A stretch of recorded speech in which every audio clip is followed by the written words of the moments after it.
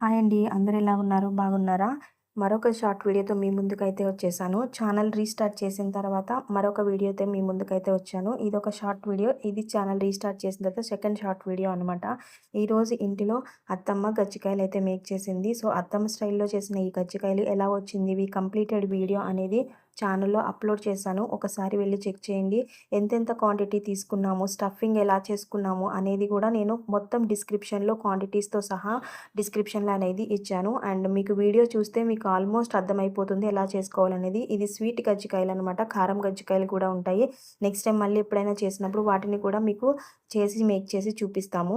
So, ఈ కజ్జికాయలైతే చాలా అంటే చాలా బాగా వచ్చినాయి అనమాట. చాలా యమ్మీగా, టేస్టీగా ఉన్నవి. ఇప్పుడు మా హస్బెండ్ దీన్ని టేస్ట్ చేసి మీకు ఎలా ఉందనేది చెప్తారనమాట. చూసారు కదా!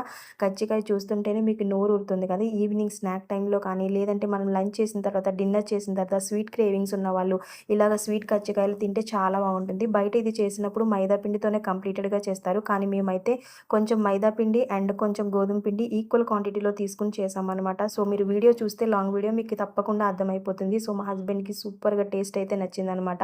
సో, మీరు కూడా ట్రై చేసి టేస్ట్ ఎలా ఉందనేది తప్పకుండా కామెంట్ బాక్స్‌లో కామెంట్ చేయండి.